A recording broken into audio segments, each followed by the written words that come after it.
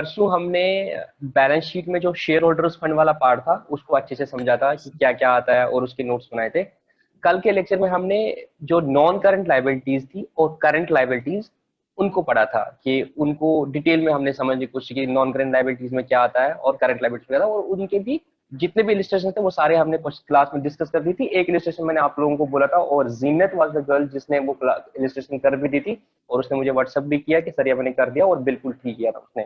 तो इस तरह से हमारा जो liability equity and liability part वाला था बैलेंस शीट था उसको हमने अच्छे तरीके से एक एक चीज को समझ लिया। कोई भी क्वेश्चन अगर उसमें से आएगा मुझे उम्मीद है कि आप लोगों को वो अच्छे से आ जाएगा।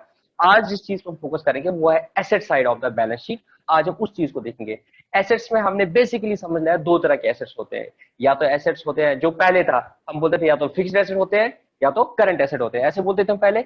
इधर हम बोल रहे हैं कि एसेट्स दो तरह के हो सकते हैं, या तो वो नॉन करंट एसेट हो सकते हैं या तो वो करंट एसेट हो सकते हैं। करंट कल की तरह एसेट्स हो कल भी सकते हमने बोला था कि लाइबिलिटी जो है जितनी भी लाइबिलिटीज बचेंगे इक्विटी को छोड़ के जितने भी लाइबिलिटीज बचेंगे उनको हम दो हिस्सों में डिवाइड करेंगे, या तो वो नॉन करंट लाइबिलिटीज होगी या करंट लाइबिलिटीज। फिर हमने करंट लाइबिलिटीज का डेफिनेशन पढ़ लिया था। इसी तरीके से यहाँ पे भी हम वही चीज करेंगे। कुछ एसेट्स बोले कि नॉन करंट एसेट्स है और बाकी एसेट जो है वो करंट एसेट है। तो हम डेफिनेशन पढ़ेंगे करंट एसेट का। जो करंट एसेट नहीं होगा उसको हम नॉन करंट एसेट बोलते हैं। पर यहाँ पे आपने एक सिंपल सा डेफिनेशन याद रखना है कि वो एसेट्स जो जिस हैं। एक तरह से साल फिक्स एसेट का डेफिनेशन रखा था जो जिसका फिक्स जिसका यूज या जिसका रियलाइजेशन एक साल के बाद होगा, या यूज या रियलाइजेशन एक साल के बाद होगा, एक साल के या बाद एक साल होगा। से ज्यादा उसके फायदे फायदे रहेंगे, तो उसको हम क्या बोलते हैं नॉन करंट एसेट। ठीक है। तो इन नॉन करंट एसेट्स को हम फर्दर बाइफरकेट अगर करेंगे, और इसमें ख्याल रखना आप लोग जब भी आप बैलेंस शीट बनाओगे ना, तो एक चीज को आपको बहुत अच्छे तरीके से समझ लेना। इक्विटी को हम वन, इक्विटी एंड लाइबिलिटीज को वन बोल रहे हैं, ये याद रखें नॉमेनक्लेचर के हिसाब से, और एसेट्स को हम टू बोल रहे हैं, ये एक हो गया। उसके बाद इक्विटी एंड लाइबिलिटीज में जो तीन चीजें आएंगी, चार चीजें थी वो, एक था शेयर होल्डर्स फंड, है ना, शेयर होल्डर्स फंड। दूसरा क्या था, fund. Share application money pending allotment, ठीक है। तीसरा क्या था, एनसीएल। चौथा क्या था, करंट लाइबिलिटी। इसी तरीके से यहां पे दो चीजें आएंगी, एक नॉन करंट एसेट और दूसरा करंट एसेट। ये मैं क्यों बोल रहा हूं, ये आपको नॉमेनक्लेचर याद रखना है। जो पहला है उसको हम लिखते हैं ऐसे वन और उसको लिखते हैं टू। उसके अंदर जो आएगा, जैसे लाइबिलिटी साइड से तीन चीजें आएगी, लाइबिलिटी साइड से उस वन के अंदर तीन चीजें आएंगे, तो उनको आपको नॉमेनक्लेचर में न्यूमेरिक 1 2 3 लिखना है, 4 लिखना है, ये ऐसे याद रखना है। और शेयर होल्डर फंड के अंदर क्या आ जाता है सर, शेयर कैपिटल आता है, रिजर्व सरप्लस है, उनको आपने ए बी सी, ये नॉमेनक्लेचर तुम लोग याद कर देना। पहले वो आई रोमन वाला आई जो था कैपिटल्स में, वन और टू एसेट्स के लिए, उसके अंदर 1 2 3 1 2, उनके अंदर वन के अंदर क्या आएगा ए, और ए के अंदर भी कुछ अगर होगा, ए के अंदर भी कुछ होगा अगर होगा, तो उसको हम लिखेंगे न्यूमेरिक, वो रोमन 1 2 3। अगर ए के अंदर सपोज तीन चीजें हैं तो वन ऐसे आएगा, वो रोमन वाला 1 2 3, ठीक है, ऐसे ही 1 2 3, ये आपको याद रखना है। यहां पे देखो टू क्या है आपका एसेट, उसके अंदर नंबर वन क्या है non current asset. Non current asset के अंदर क्या है, पांच चीजें हैं। एक तरह के एसेट्स है जिनको हम बोलते हैं फिक्स्ड एसेट। क्या बोलते हैं, फिक्स्ड एसेट। क्या फिक्स्ड एसेट का डेफिनेशन मुझे समझाना है, नहीं सर, जो हम बिजनेस में अर्निंग के लिए यूज करते हैं उनको हम बोलते हैं फिक्स्ड एसेट। वो एसेट्स जिनका useful life more than 1 year है, जिसमें आपका फर्नीचर आता है, प्लांट एंड मशीन आता है, इनको बोलते हैं फिक्स्ड एसेट। ठीक है। इन फिक्स्ड एसेट का फर्दर बाइफरकेशन है, क्या तुम में से कोई मुझे बता सकता है फिक्स्ड एसेट किस किस तरीके से हो सकते हैं। सर इन फिक्स्ड एसेट को हम बोलते हैं, ये तो हो सकते हैं, इनको हम फिर इधर ऐसे बाइफरेशन करते हैं, तो ये क्या आएगा, मुझे इस टेंजिबल तरह से एंड वन लिखूंगा, टेंजिबल। Tangible assets. उसके बाद नंबर 2 इनटेंजिबल एसेट्स। ये आपको बैलेंस शीट में ही दिखाना है, नोट्स पे अकाउंट्स में नहीं, यस सर। ये आपको बैलेंस शीट में ही दिखाना है। तो ये बहुत इंपॉर्टेंट है आपके लिए समझना कि प्रेजेंटेशन कैसे रहेगी। ये नॉन करंट एसेट भी आपका बैलेंस शीट में आ जाएगा वर्ड, ये फिक्स्ड एसेट भी आ जाए, और फिक्स्ड एसेट के अंदर आ जाएगा ऐसे 1 2 3 4, मैं इधर लिख रहा हूं। फिक्स्ड एसेट में टेंजिबल, दूसरा आएगा इंटेंजिबल, तीसरा आएगा कैपिटल वर्क इन प्रोग्रेस, ठीक है, कैपिटल वर्क इन प्रोग्रेस। और फोर्थ आएगा intangible asset under development, intangible asset under development. ये चारों चीजें जो है आपकी बैलेंस शीट के फेस में आ जाएगी। बट टेंजिबल एसेट में क्या क्या होगा वो बैलेंस शीट में नहीं आएगा, वो कहां पे आएगा, वो आएगा नोट्स टू अकाउंट्स में। इसके अंदर क्या है वैल्यू, वो यहां पे नहीं आएगा बैलेंस शीट में, वो आएगा नोट्स टू अकाउंट्स में, बट उनका टोटल जो होगा वो टेंजिबल आइटम्स में। अब मुझे बताओ टेंजिबल क्या होते हैं, which अब मुझे can be बताओ seen or tangible, touched. Which can be seen and touch, but ये कौन से वाले खड़े याद रखें, फिक्स्ड एसेट। तो वो Yes sir. सारे fixed asset which can be touch, which can be physically seen, will be shown under which head, tangible assets. इसी तरीके से इसमें एग्जांपल मुझे दोगे कोई फिक्स्ड एसेट की? Sir, goodwill. अरे मेरे भाई, फिक्स्ड एसेट में टेंजिबल की बात कर रहा हूं मैं। Sir, machinery. Machinery, land and building और फर्नीचर, आपका व्हीकल, ये सारे आपके आ जाएंगे Yes sir. Tangible fixed assets. तो ये जिस तरह के एसेट्स थे जो बैलेंस शीट में लिखते थे, machinery, plant and machinery, furniture and fixture, land, वैसे नहीं लिखेंगे हम, उनको बाजाबता किसके अंडर लिखेंगे, फिक्स्ड एसेट के अंडर टेंजिबल। तो टेंजिबल का एक नोट बनेगा, नोट में लिखेंगे लैंड इतना है, बिल्डिंग इतनी है, फर्नीचर इतनी है, और उनका टोटल करेंगे तो वो टेंजिबल के इधर हम लिखेंगे इतना अमाउंट है, ठीक है। उसके बाद आएंगे इंटेंजिबल एसेट्स। इंटेंजिबल ये कौन है, fixed assets. Fixed assets which are intangible, उनका टोटल इस तरफ आएगा और इनका नोट बनेगा बाजाबता। अब मुझे पता इंटेंजिबल एसेट्स क्या होते हैं। Sir, goodwill. गुडविल, गुडविल क्या होगा, हमने Which cannot be seen, which cannot be seen or touched. वो होता है इंटेंजिबल। गुडविल क्या होता है? Sir, goodwill is the name or fame of business or market reputation of business which brings a large number of customers towards the business. Goodwill कब आएगी books में, अगर गुडविल बैलेंस शीट में आ रही है, it means this is a purchase goodwill. हमने बोला था जो Yes, self sir. Generated goodwill होती है, जो आपका नेम एंड फेम खुद से है, वो accounting उसको तो हम standards कभी वैल्यू 26 उसको restrict करता है. उसको रेस्ट्रिक्ट करता है। Self generated goodwill will not be shown in the books, but it means अगर गुडविल है तो आपने Yes, sir. परचेज किया, तो गुडविल के बगैर कोई मुझे बोल सकता है कोई और इंटेंजिबल एसेट, गुडविल के बगैर कोई और इंटेंजिबल एसेट? हाँ Sir, patents. Patents. अच्छा, पेटेंट्स क्या होते हैं? सर ये फॉर्मूला एक होती है जो अच्छा रजिस्टर्ड होती है गवर्नमेंट में, जिसकी अच्छा, और कोई पेटेंट बोल सकते हो किसी कंपनी का? पेटेंट्स, डिजाइन विजाइन सारे अगर आपने परचेज किए हैं तो आप इनको क्या करते हो, जैसे मैं ऐसे बताता हूं, रॉयल्टी सुना है, रॉयल्टी वर्ड, लाइसेंस वाइसेंस, यस सर, फ्रेंचाइजी, ये रॉयल्टी सारी टुवर्ड्स चीजें गवर्नमेंट देते हैं। हाँ वो एक यस चीज सर, होता है, फ्रेंचाइजी भी सुना है, फ्रेंचाइजी बिजनेस जैसे किसी का लाइसेंस भी KFC लेते हैं। वगैरह, अगर मैं, मैकडॉनल्ड्स। हाँ अगर मैं KFC का शोरूम खोलता हूँ श्रीनगर में, अभी खुला था ना, कितनी भीड़ थी उधर, तो 2-3 दिन तो यस वही सर, वायरल हो रही थी फेसबुक पे। कमीशन देना अगर मैं होता है। KFC की फ्रेंचाइजी लेता हूँ तो मुझे उनको कितना देना पड़ता है, 5 लाख रुपया सपोज बोलेंगे हम आपका नाम यूज करने देंगे, क्योंकि आप कस्टमर आ जाए यस सर, तो उसको हम फ्रेंचाइजी बोलते हैं। आजकल की डेट में गुडविल गुडविल नहीं बोलता है, बिकॉज गुडविल का कंसेप्ट क्या है कि आप पूरे बिजनेस को बेचते हो। तो KFC मेरा, अब मुझे बिजनेस थोड़ी बेचता है, तो वो मुझे क्या देता है, वो मुझे फ्रेंचाइजी देता है। तो वो फ्रेंचाइजी, अब आप KFC, जिसने वो KFC का फ्रेंचाइजी ले लिया, आप उसकी बैलेंस शीट बना रहे हो और वो कंपनी है, तो आप क्या बोलोगे, ये जो फ्रेंचाइजी का फी दे दिया, इसका फायदा वो 1 साल से ज्यादा लेगा। This is intangible asset and it falls under the head fixed asset, तो उसको आप कहां दिखाओगे, इंटेंजिबल एसेट। इसी तरह से कॉपीराइट्स होते हैं, आपने अगर किसी के कॉपीराइट्स ले लिए है, या आपने किसी की टेक्नोलॉजी ले लिया और you pay them the royalty, you pay them the licence fee, वो लाइसेंस फी जितने भी है वो आपकी इंटेंजिबल एसेट है ना, वो कोई फिक्स्ड एसेट तो नहीं बढ़ रहा है, बट वो टेक्नोलॉजी आप यूज कर रहे हो उनकी। सपोज मैंने एप्पल से टेक्नोलॉजी ले ली कि मैं आपकी टेक्नोलॉजी यूज करके एप्पल के मोबाइल्स बनाऊंगा, तो जो मैंने उनको पे कर दिया, रॉयल्टी दे दिया, ऐसे कुछ दे दिया, तो that will be shown under the intangible assets in fixed assets, ठीक है। तो फिक्स्ड एसेट में, वो नॉन करंट एसेट में, फिक्स्ड एसेट में, इंटेंजिबल में आ जाएगा, ठीक है। Yes sir. इसी तरीके से फिर कैपिटल वर्क इन प्रोग्रेस, अगर मैं कोई बिल्डिंग बना रहा हूं, तो जब तक मेरी बिल्डिंग पूरी कंप्लीट नहीं हो जाएगी तब तक मैं क्या बोलूंगा उसको, work in progress, capital work in progress, है ना। Capital, that is the work in progress of the capital asset. A capital asset is being made by the company, but it will take time to get completed. जब तक वो complete नहीं होता तब तक उस एसेट को कैपिटलाइज नहीं करते हैं। समझ आई मेरी बात? ऐसे बताता हूं, अगर आप बिल्डिंग बनाते हो तो क्या वो बिल्डिंग एक दिन में तैयार हो जाएगी? नहीं सर, ऐसे बिल्डिंग एक दिन में तैयार नहीं होती है। तो हमें एक, जितना भी खर्चा करते हैं, जैसे हमने सीमेंट की एक गाड़ी लाई, हमने सरिया लाया, ये सारी चीजें लाई, तो हम क्या उसी वक्त बिल्डिंग अकाउंट करते हैं? नहीं, हम उसको एसेट अंडर कंस्ट्रक्शन बोलते हैं। क्या बोलते हैं? Asset under construction. Asset under construction debit to cash, asset under construction debtor, ये क्रेडिटर जो भी होगा एसेट अंडर कंस्ट्रक्शन। और वंस वो बिल्डिंग कंप्लीट होती है फिर हम उसको कैपिटलाइज करते हैं, फिर हम उसको एसेट दिखाते हैं। तो तब तक वो क्या रहेगा? तब तक वो कैपिटल वर्क इन प्रोग्रेस रहेगा। समझ आई बात? ये समझ आया बात? Capital work in progress, capital work in progress क्या होता है? Yes sir, yes sir. क्या होता है capital work in progress? Sir जो हमने अभी बनाया नहीं होता, जो अंडर प्रोसेस होता है।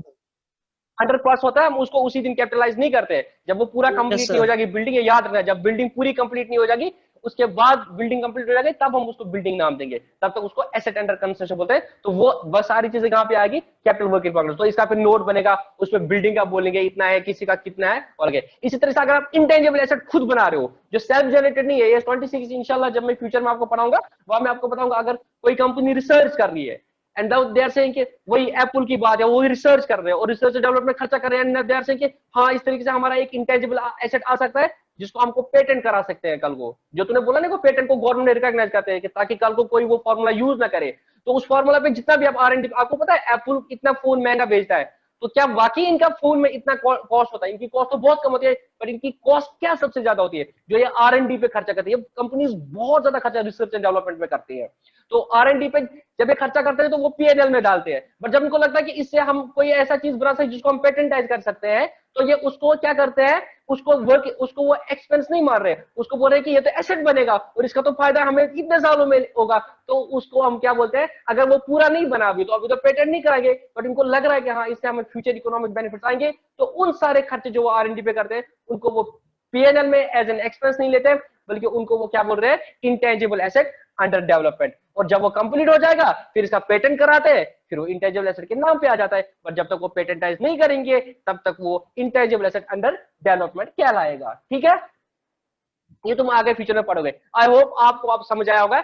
नॉन करंट एसेट में सबसे पहला ए पार्ट फिक्स एसेट, उसमें 4 तरह के एसेट होते हैं, टेंजिबल, इंटेंजिबल, और अगर कैपिटल टेंजिबल अंडर प्रोसेस है तो वो कैपिटल वर्क इन प्रोग्रेस में आएगा, और अगर इंटेंजिबल अंडर प्रोसेस है तो वो इंटेंजिबल अंडर डेवलपमेंट आएगा। ये इस तरीके से आपको ये समझ आया होगा। अब इसका बी पार्ट आएगा non current investment, fixed asset के बाद नॉन करंट इन्वेस्टमेंट। तो यहाँ पे मुझे टाइम जाया करने की जरूरत नहीं है। अगर आपने कहीं पे इन्वेस्टमेंट कर दी है और उनका जो मैच्योरिटी है या वो लॉन्ग टर्म पर्पस के लिए रखा है या इनका मैच्योरिटी 1 साल के बाद है, अगर आपने किसी के डिबेंचर्स में इशू इन्वेस्ट किया है, शेयर्स में इन्वेस्ट कर दिया है, not for the trading purpose but keeping them for more than 1 year, then they will fall under the non-current investment. It is on the judgment of the company. Company ने जो investment purchase कर दिए उन्हें short term के लिए purchase कर दिया या लॉन्ग टर्म के लिए परचेज किया। अगर उन्होंने लॉन्ग टर्म के लिए परचेज कर दिया तो वो नॉन करंट इन्वेस्टमेंट आएगी, और अगर उन्होंने शॉर्ट टर्म के लिए परचेज कर दिया है तो वो करंट इन्वेस्टमेंट में आ जाएगा। तो ये दोनों चीजें मैंने आपको साथ साथ में बोल दी। तो नॉन करंट एसेट में अगर वो लॉन्ग टर्म है, मतलब नॉन करंट इन्वेस्टमेंट है,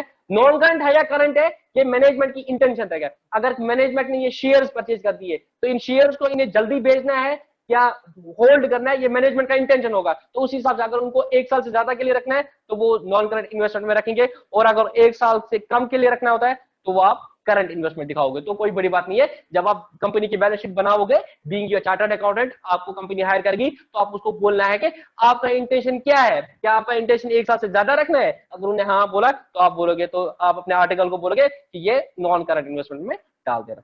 उसके बाद डेफर्ड टैक्स एसेट, कल मैंने बोल दिया था आपको डेफर्ड टैक्स एसेट और डेफर्ड टैक्स लायबिलिटी ये कब होता है, जब अकाउंटिंग इनकम और टैक्सेबल इनकम में फर्क होता है।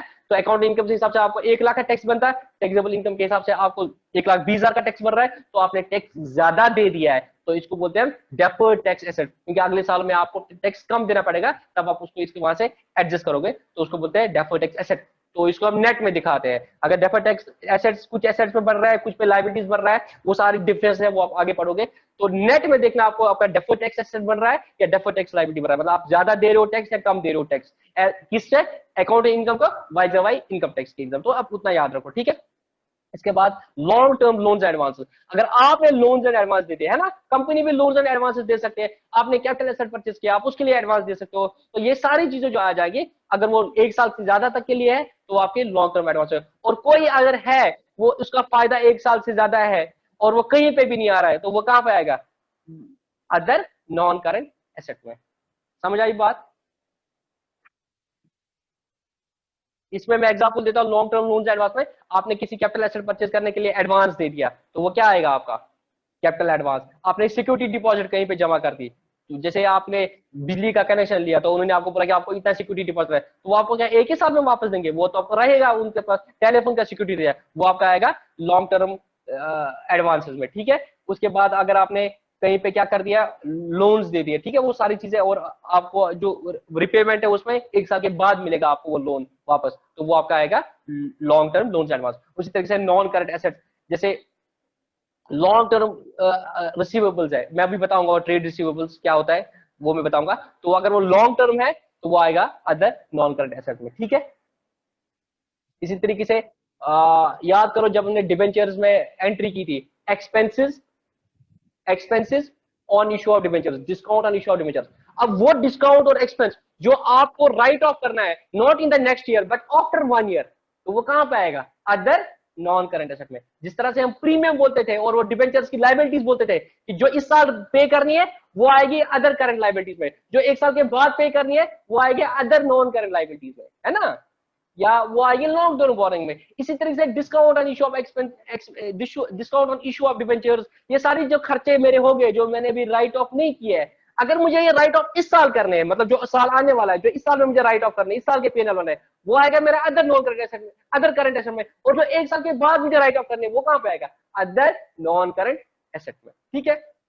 तो ये मैंने आपको बता दिया सारे नॉन करंट एसेट्स, ये मैंने इनका वो बता दिया। तो 5 चीजें आपने याद रखनी है नॉन करंट एसेट में, अगर मेरे साथ रिकॉल करोगे, सबसे पहले फिक्स्ड एसेट, उसके बाद नॉन करंट इन्वेस्टमेंट, उसके बाद डेफर्ड टैक्स एसेट, उसके बाद लॉन्ग टर्म लोन्स एडवांस, उसके बाद अदर नॉन करंट। प्रैक्टिस करोगे, सारे क्वेश्चंस करोगे तो ये आपको याद आएगा। और मैंने आपको बोला कि आपको पूरा बैलेंस शीट का क्वेश्चन नहीं आएगा, या तो एसेट पार्ट के लिए आएगा, या तो लाइबिलिटीज पार्ट के लिए, या लाइबिलिटीज में भी सिर्फ शेयर होल्डर्स फंड के बारे में पूछा गया, या अदर नॉन करंट एसेट, या ऐसे इस तरीके से आएगा। तो इस तरह से आपने इनको याद रखना है, प्रैक्टिस करोगे तो आसानी से हो जाएगा, ठीक है। ये था नॉन करंट एसेट। और दूसरा क्या है हमारा? Current asset.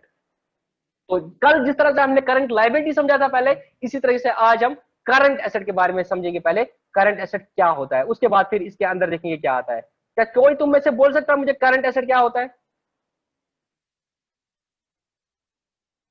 क्या तुम में से मुझे कोई बोल सकता है करंट एसेट क्या होता है? सर जो 1 महीने से कम टाइम में हम कैश में कन्वर्ट कर सकते हैं, 1 महीना? मतलब 1 साल से कम टाइम में हम 1 साल के अंदर अंदर हम वो अच्छा, कैश में कन्वर्ट कर सकते हाँ 1 महीना नहीं 1 साल। और हैं। मैं यहाँ पे ना वो डेफिनेशन ही लिख रहा हूँ क्योंकि ये बहुत इंपॉर्टेंट है। इस डेफिनेशन को, इस डेफिनेशन का पोस्टमार्टम करना, ठीक है। आपको मजा आएगा ये डेफिनेशन पढ़ते हुए। बाकी तुमने ठीक बोला अफनान, आपने बिल्कुल ठीक बोला कि सर जो हम 1 साल के अंदर अंदर रियलाइज करेंगे इन कैश में, उसको हम बोलते हैं। जिस तरह से हम करंट लायबिलिटी को पोस्टमार्टम किया था ना, उसी तरीके से हम इसका भी पोस्टमार्टम करेंगे।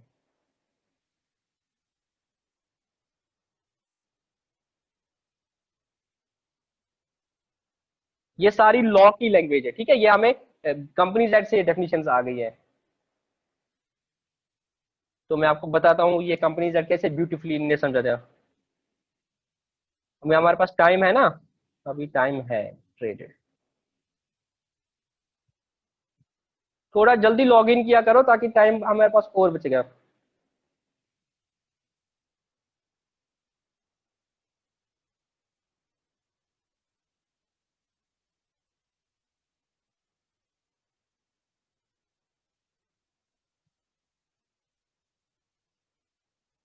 अब देखो, इनका बोलना है कंपनी एक्ट है कि एक एसेट को हम करंट एसेट तभी बोलेंगे अगर इनमें से कोई भी कंडीशन वो सेटिस्फाई करता है। इसकी चौथी कंडीशन भी है, ठीक है, वो डेफरमेंट वाला, अनकंडीशनल राइट वाला, वो मैं बताता हूं। इन्होंने नहीं लिखा आपकी बुक में, बट वो उसमें है, वो मैं बताता हूं क्या है। सबसे पहली बात, expected to be realise. Liability में क्या था? Expected to be settled. अगर कोई भी लाइबिलिटी आपको एक्सपेक्ट है कि आपको सेटल करना है, पे करना है विद इन 12 मंथ्स, तो वो आप बोलता था, वो बोलती है, वो उसको बोलते हैं करंट लाइबिलिटी। इसी तरह अगर आपको एक्सपेक्टेड है एक एसेट रियलाइज, रियलाइज वही जो इसने बोला अपना ने, सर कैश आएगा इसे, रियलाइज क्या हो जाएगा आपका? सर अगर आपका डेटर है या आपका स्टॉक है, तो आप अगर एक्सपेक्टेड है कि ये आपको रियलाइज हो जाएगा, और इंटेंडेड फॉर सेल, या आपने, आपका इंटेंशन है कि आप उसको बेच रहे हो, तो क्या फिक्स्ड एसेट का इंटेंशन आपको बेचना होता है? नहीं सर, हमारा फिक्स्ड एसेट का बेचने का इंटेंशन नहीं होता है, वो हमें मदद देते हैं इन द प्रोडक्शन, अगर वो प्लांट मशीनरी है या furniture fixture for earning the income. But जो स्टॉक होता है that is intended for sale. तो जो स्टॉक आएगा, अगर रियलाइज बोलूंगा मैं, रियलाइज का एग्जांपल डेटर आएगा मेरा, है ना, एक्सपेक्टेड टू बी रियलाइज और इंटेंडेड फॉर सेल, तो ये मेरे फिनिश्ड गुड्स आएंगे। और कंजम्पशन या जो आप consumption in the normal operating cycle, वो सारी चीजें जो आपकी नॉर्मल ऑपरेटिंग साइकिल, हमने बोला था कल ऑपरेटिंग साइकिल क्या होता है। नॉर्मल ऑपरेटिंग साइकिल में अगर आपको वो या तो रियलाइज होने के चांसेस है, या तो इंटेंडेड फॉर सेल है, या कंजम्पशन। कंजम्पशन क्या करते हो आप? सर हम रॉ मटेरियल को कंज्यूम करते हैं, तो रॉ मटेरियल, स्टॉक, डेटर्स, ये सारे इस डेफिनेशन की वजह से क्या आ गए करंट एसेट में। और अगर ये चीज भी नहीं है, still that asset can be current asset if it is primarily held for the purpose of being traded। Example आपकी ट्रेड इन्वेस्टमेंट्स, आपकी वो इन्वेस्टमेंट जो आप क्या कर रहे हो, आपने लॉन्ग टर्म पर्पज के लिए नहीं रखा, आपने कंपनी ने शेयर्स परचेज कर दिया, बट आपको पता है कि जो ही अच्छा सा प्रॉफिट बढ़ेगा प्राइस, आप इनको बेचोगे, तो you have held them for the purpose of being traded. Trade investment या इवन स्टॉक इस डेफिनेशन में आ जाता है, उनको बोलते हैं ये। या expected to be realised within 12 months, जैसे डेटर भी इधर आ गया। तो या आपके पास कोई अनकंडीशनल राइट नहीं है कि आपका जो जो जिसने ये पैसे देने हैं वो उसको 12 मंथ के बाद 12 मंथ से डेफर कर सकता है। वही बैंक के लिए, बैंक ने जो सीसी लिमिट का पैसा दे दिया है, जो जिसको पैसा दे दिया है, तो क्या उस बंदे के पास अनकंडीशनल राइट है कि वो उसको डेफर कर सकता है 12 मंथ के बाद? नहीं कर सकता है ना। अगर मैंने किसी को पैसा दे दिया है और उसको ये राइट नहीं है कि वो मुझे बोलेगा नहीं 12 मंथ के बाद आना, तो वो पैसा मेरा क्या रहेगा? Current asset. हालांकि मैं उम्मीद नहीं है कि वो मुझे 12 मंथ के अंदर दे, मैंने उसको एडवांस दे दिया है, मैंने उसको डेडलाइन नहीं दे दी है, बट मैंने उसको ये राइट भी नहीं दिया है कि तू मुझे 12 मंथ के बाद देना, तो वो सारी चीजें मेरी करंट एसेट में आ जाएंगे। जैसे मेरे लिए कल मैंने बताया था बैंक ओडी मेरे लिए क्या है? करंट लाइबिलिटी है, because I am not having an unconditional right to defer this liability for more than 12 month. I can not tell the bank कि नहीं भाई 12 मंथ बाद आना, तूने तो मुझे एडवांस दे दिया, तूने तो नहीं बोला था कब देना, तो 12 मंथ बाद आना। I don't have that right, that will be my current liability। Correspondingly for the bank who has given this advance, who has given this CC limit facility to me, for them this is a current asset by virtue of this definition, because they are not I am not having the unconditional right to defer this liability। So bank के पास ये एक ऐसा asset है जिसमें उसके debtor के पास ये power नहीं है कि वो उसको डेफर करेगा, तो वो उस डेफिनेशन के चक्कर में आएगा इसमें करंट एसेट में। आई होप आपको करंट एसेट का डेफिनेशन समझ में आएगा। मैं करंट एसेट, मुझे याद दिला देना, एक मैंने आपको डिबेंचर्स के नोट्स बना के देने, बट मेरी भी क्लोजिंग चल रही है, मैं बहुत बिजी उसमें, वो खत्म हो जाएगा। और करंट एसेट का डेफिनेशन शायद मैं अभी लेक्चर के बाद आपके ग्रुप में करूंगा शेयर। इन्होंने छोटी सी डेफिनेशन दी है, बट करेक्ट डेफिनेशन जो है वो मैं आपको बता दूंगा, ठीक है। ऑपरेटिंग साइकिल की बात हमने कल कर दी थी, तो वो आपकी करंट एसेट आ जाएंगे, जो भी इस डेफिनेशन को मीट आउट करेगा वो करंट एसेट की डेफिनेशन में आ जाएगा। तो करंट एसेट फर्दर कैसे होता है? करंट इन्वेस्टमेंट, ठीक है, वो जो आपने 12 मंथ के काम के लिए रखा होता है। और इन्वेंट्रीज का मतलब क्या होता है? स्टॉक। इन्वेंट्रीज को भी हम फर्दर दिखाते हैं। फर्दर क्या हो सकती है inventory? Sir inventory finished good हो सकती है, इन्वेंट्री WIP हो सकती है, इन्वेंट्री रॉ मटेरियल हो सकती है, इन्वेंट्री स्पेयर्स होते हैं, ये सारी चीजें क्या है? इन्वेंट्रीज। तो इनका नोट बनेगा, उधर हम बोलेंगे हमारे पास फिनिश्ड गुड्स कितने हैं। अगर मैन्युफैक्चरिंग कंसर्न है, उनके पास सिर्फ फिनिश्ड गुड नहीं होंगे, उनके पास रॉ मटेरियल भी होगा, उनके पास WIP भी होगा, उनके पास कंज्यूमेबल्स हो जाएंगे, उनके पास स्टोर्स एंड स्पेयर्स हो जाएंगे, ये सारे आपके इन्वेंट्रीज में आ जाएंगे। तो इसका एक नोट बनेगा। इसके बाद ट्रेड रिसीवेबल। ट्रेड रिसीवेबल मतलब क्या होता है? जो ट्रेड के कंटेक्स्ट में आपको रिसीव करने हैं, जिनका हम बेसिकली डेटर बोलते हैं। बट यहाँ पे आपको याद रखना है, ट्रेड रिसीवेबल में सिर्फ डेटर ही नहीं आते हैं, और क्या आता है सर? बिल्स रिसीवेबल भी आता है। इस तरह से कल मैंने आपको नहीं बोला, ट्रेड पेबल में दो तरह के आते हैं, एक क्रेडिटर्स आते हैं और बिल्स पेबल आते हैं। तो आप बोलोगे ना बिल्स रिसीवेबल वो कहां दिखाएंगे? Bills receivable is the trade receivable. तो इसका नोट बनेगा, वहां पे हम बोलेंगे हमारे डेटर कितने हैं और हमारे बिल्स रिसीवेबल कितने हैं। इसमें एक और चीज ख्याल रखना है, हमारा कंपनीज एक्ट बोलता है कि आपको क्या करना है, डेटर्स जो आपके 6 मंथ से ज्यादा के हैं उनको अलग दिखाना है, और 6 मंथ से जो कम है उनको अलग दिखाना है, बट वो नोट में आपने दिखाना है डेटर्स। तो आप दिखाओगे ट्रेड रिसीवेबल, ट्रेड रिसीवेबल आप फिर बोलोगे डेटर्स, उसमें आप बोलोगे more than 6 month, less than 6 month, और बी पार्ट बोलोगे आप बिल्स रिसीवेबल। इसके बाद कैश एंड कैश इक्विवेलेंट। तो जो भी आपका कैश इन हैंड है, कैश एट बैंक है, या शॉर्ट टर्म सिक्योरिटीज है, वो सारे आपके आगे कैश एंड कैश इक्विवेलेंट में। उसके बाद फिर आगे शॉर्ट टर्म लोन एडवांस, वो लोन एडवांस जो आपको 12 मंथ के अंदर अंदर मतलब वापस मिलने के चांस है, उनको बोलते हैं शॉर्ट टर्म लोन एडवांस। उसके बाद अदर करंट एसेट, जो कहीं पे नहीं आ रहा है बट वो नॉन करंट नहीं है, तो वो आएगा अदर करंट एसेट। एग्जांपल क्या है अदर करंट एसेट में? सर आपका जो GST का इनपुट टैक्स क्रेडिट है ना, जीएसटी का इनपुट टैक्स क्रेडिट, वो तो आप अगले मंथ की रिटर्न में एडजस्ट करोगे।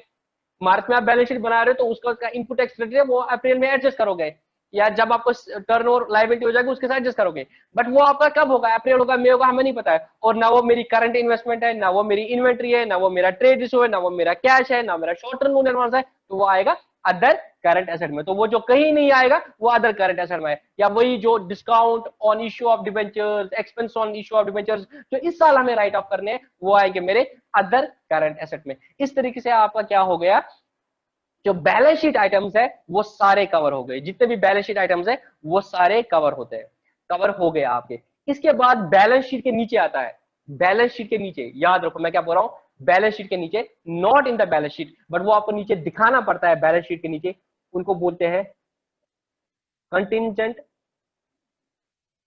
Liabilities and comment. आप लोग क्या कर देना, जितने भी क्वेश्चन है वो सारे कर देना, आपके इलस्ट्रेशन और अनसॉल्व क्वेश्चन। फिर कल के लेक्चर में आपको प्रॉफिट एंड लॉस दिखा दूंगा। हालांकि प्रॉफिट एंड लॉस आपके सिलेबस में नहीं है, बट मुझे आपको एनालिसिस सिखाना है, उसके लिए मैंने आपको अवेयर करना है ये सारी चीजें कैसे होती है, वो मैं आपको एक अलग से एक अपने से लेक्चर एक बता दूंगा कल। Contingent liabilities commitments balance sheet का पार्ट नहीं है, मैं आपको दिखा दूंगा क्यों बैलेंस शीट का पार्ट नहीं है। बट पहले मैं सबसे जल्दी जानना चाहता हूं, क्या कोई मुझे तुम में से बोल सकता है कंटीजेंट लायबिलिटी क्या होता है और कमिटमेंट क्या होता है? क्या कोई मुझे बता पाएगा? जल्दी, टाइम बहुत कम है, 1 मिनट में आंसर बोलना है।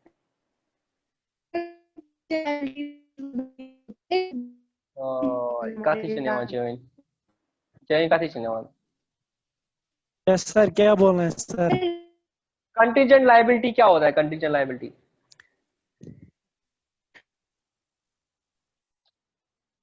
सब बिल्स होती है जो बिल आती है फ्यूचर में। मुझे लगता है आपको कंसेप्चुअल क्लैरिटी है, आप ठीक बोल रहे हो, बट ऑनेस्टली मुझे आपकी आवाज नहीं आ रही है, मुझे आपकी आवाज नहीं आ रही है, ठीक है? तो मैं खुद से कोशिश करूंगा आपको बताने की कंटीजेंट लायबिलिटी क्या होती है, ठीक है? आई होप आप इसे ही बोल रहे हो। लायबिलिटी का मतलब क्या होता है, जहां आपको श्योर शॉट पता है कि ये आपको कैश आउटफ्लो होने वाला है, ये आपका पेएबल है। कंटीजेंट मतलब श्योरिटी नहीं है, it is contingent upon A future event. जब वो इवेंट हो जाएगा तब हमें पता चलेगा ये हमारी लायबिलिटी बनेगी या नहीं बनेगी। अगर ऐसी कोई भी चीज है उसको हम बोलते हैं कंटीजेंट लायबिलिटी। क्या बोलते हैं? Contingent liability. मतलब अभी वो लायबिलिटी नहीं है, बट फ्यूचर में कोई इवेंट होगा और अगर वो हमारे फेवर में नहीं आया, हमारे लिए अनफेवरेबल सिचुएशन हो जाएगी, तब वो हमारी लायबिलिटी बनेगी। मैं एग्जांपल दे देता हूं आपको। किसी ने हमारा कोर्ट केस कर दिया, या इनकम टैक्स वालों ने कंपनी पे नोटिस दे दिया, या एक्साइज वालों ने कंपनी में नोटिस दे दिया कि आपकी लायबिलिटी, जीएसटी की लायबिलिटी इतनी बढ़ रही थी, या आपका टैक्स इतना बढ़ रहा था, आपने पे क्यों नहीं कर दिया? अब हमने उसके लिए अपील फाइल कर दी, और अगर वो अपील हमारे अगेंस्ट में आ गई, हमने केस हारा, तो हमें पे करना पड़ेगा, है ना? तो हमें पे करना पड़ेगा। तो उसको बोलते, अभी तक तो वो लायबिलिटी है ही नहीं, क्योंकि अभी तक उन्होंने डिमांड रेज कर दी और हमने उसके लिए कोर्ट में केस कर दिया, या जो उसके ट्रिब्यूनल होते हैं उसमें केस कर दिया। तो अभी हम अपने शेयर होल्डर्स को बोलेंगे कि हमारे ऊपर इतने केस है, तो हो सकता है ये कल को हमें लायबिलिटी बनेगी। उसके लिए डेफिनेशन होती है कब हम उसको लायबिलिटी बोलेंगे या नहीं बोलेंगे। फिलहाल के लिए वो क्या है, हमारी कंटीजेंट लायबिलिटी। तो अगर आपकी कंटीजेंट लायबिलिटीज कुछ है तो कंपनी जेड बोलता है ये भी तो शेयर होल्डर को पता होना चाहिए, not only what is there in the balance sheet, but उसके बगैर भी अगर कुछ चीजें हैं जो फ्यूचर में आउटफ्लो हो सकता है, तो it is something which is not in the balance sheet, because उसकी अकाउंटिंग नहीं होगी है, बट शेयर होल्डर को पता होना चाहिए, क्योंकि उनने आपकी कंपनी में लगाना है पैसा। तो आपने बैलेंस शीट के नीचे कंटीजेंट लायबिलिटी फुटनोट्स में दिखाना है। कंटीजेंट लायबिलिटी आपको समझ आ गया? वो सारे लायबिलिटीज जो हमारी लायबिलिटीज अभी नहीं है, बट फ्यूचर का इवेंट डिसाइड करेगा कि ये हमारी लायबिलिटी बनेगी या नहीं बनेगी। अगर वो अनफेवरेबल होगा तो हमारी लायबिलिटी। इसी तरह से कमिटमेंट्स, अगर आपने कोई कमिटमेंट्स कर दी है तो आपको वो दिखाना पड़ेगा। कमिटमेंट्स मतलब क्या है? सपोज आपने कहीं पे टेंडर, गवर्नमेंट ने टेंडर निकाला कि यहां से वहां तक हाईवे बनाना है, आपने बोला ठीक है मैं ये हाईवे, हम ये हाईवे बना देंगे। तो आपने क्या भैया, आपने कमिटमेंट दे दी गवर्नमेंट को। तो उसमें क्या होता है, पेनल्टी क्लॉज होता है। आपने गवर्नमेंट को बोला कि ठीक है हम ये हाईवे बनाएंगे, और आप उसमें L1 बिडर हो गए, आपको अवार्ड हो गया टेंडर। तो वहां पे आपको सपोज 1 करोड़ का कॉन्ट्रैक्ट है, और गवर्नमेंट ने बोला अगर आपने डिफॉल्ट कर दिया, अगर आपने बैकआउट कर दिया, तो आपको 5 लाख का पेनल्टी लगेगा। तो आपको वो दिखाना पड़ेगा आपकी कंटीजेंट लायबिलिटीज कितनी है और आपकी कमिटमेंट्स कितनी है। तो इसमें आप कंटीजेंट लायबिलिटीज में अगर देखोगे क्या आएगा, claims against the company not acknowledged debt, मतलब कंपनी पे किसी ने क्लेम कर दिया, जैसे वही इनकम टैक्स वालों ने क्लेम कर दिया, बट हमने अभी उसको डेट नहीं माना। अगर उन्होंने क्लेम कर दिया कि हाँ आपको इतना पैसा देना है और हमें लगता है हाँ देना पड़ेगा, तो हम उसको लायबिलिटी मानेंगे, तो हम एंट्री क्या करेंगे, हम एक्सपेंस बुक करेंगे और लायबिलिटी पेएबल करेंगे, खड़ा करेंगे, तो वो बैलेंस शीट में आएगा। बट अगर हमने एक्नॉलेज एज डेट नहीं किया, इसका हमें बहुत इंपॉर्टेंट समझना है, claim is against the company but not acknowledge debt. अगर एक्नॉलेज डेट किया मतलब आपने अकाउंटिंग एंट्री कर दी, बट नॉट एक्नॉलेज डेट है तो वो आपका कंटीजेंट लायबिलिटी आएगा, और जिस दिन आप उसकी अकाउंटिंग एंट्री करोगे वो कंटीजेंट लायबिलिटी से हटके मेन लायबिलिटी बनेगा। उसके बाद गारंटी अगर आपने कोई दे दी है, जैसे बैंक होता है, बैंक कस्टमर के बेस पे गारंटी देता है, कभी लेटर ऑफ क्रेडिट इन सब चीजों में, आपने किसी के बेस पे गारंटी दे दी तो वो आपकी क्या है, कंटीजेंट लायबिलिटी, क्योंकि कल को वो पैसे नहीं देगा तो आपको पैसा देना पड़ेगा। अभी तो लायबिलिटी नहीं है, बट अगर उसने डिफॉल्ट किया then you will have to pay the amount, then it is your guarantee, so this is in the contingent kind of contingent liability, या other money which the company is continually liable to pay, वो आपकी। और commitments, आपने कोई contract कर दिया जो अभी तक एग्जीक्यूट नहीं किया, this is your commitment which you have to fulfil, you will have to show it under the head commitments. And uncalled liability on shares and other investment partly paid, अगर आपने किसी कंपनी के shares में invest कर दिया है और उन्होंने अभी पूरा पैसा नहीं मांगा है, सपोज 7 रुपीज ही मांग लिया, वो जो 3 रुपया है, जब आपने शेयर परचेस किया 10 रुपीज का, you have committed to the company that you are willing to pay the 10 rupees, but अभी तक उन्होंने 7 रुपए मंगा लिया, तो 3 रुपया जो अभी तक पे नहीं कर दिया आपने, जो उन्होंने मांगा ही नहीं है, but it is your commitment, so you will have to show it under the head commitments outside the balance sheet in the footnotes. इसके बाद अदर कमिटमेंट्स अगर कोई भी है जो फ्रीज नहीं कर सकता कंपनी से और वो कमिटमेंट है आपकी, तो you will have to show under the commitments. याद रखना कंटीजेंट लायबिलिटी और कमिटमेंट बैलेंस शीट का पार्ट नहीं है, बल्कि बैलेंस शीट के नीचे है, और ये दिखाना बहुत जरूरी है क्योंकि जो आपके शेयर होल्डर्स उनको पता होना चाहिए आपने कैसे कैसे काम कर दिए हैं, फ्यूचर में कंपनी पे क्या लायबिलिटीज आ सकती है, क्या कमिटमेंट में, ताकि वो सही से अच्छा सा डिसीजन ले ले। ये था आपका सारा बैलेंस शीट के चक्कर में। Now I expect कि आप लोग इलिस्ट्रेशन में 20 से जितने भी आगे क्वेश्चंस है वो सारे करोगे, अनसॉल्व क्वेश्चन करोगे और मुझे ग्रुप में बोलोगे कि सर हाँ हमने ये क्वेश्चंस कर दिए। और कल के लेक्चर में इंशाल्लाह हम प्रॉफिट एंड लॉस अकाउंट को डिस्कस करेंगे, उसके बाद हम एनालिस्ट पे आ जाएंगे। ठीक है, कोई डाउट है तो बता दो, एनी डाउट?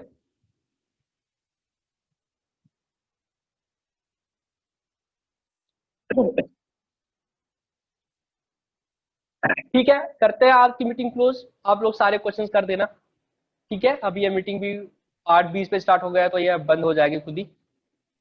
तो आई होप कि आपको कोई डाउट नहीं है। डाउट है क्या? आपकी आवाज नहीं आ रही है।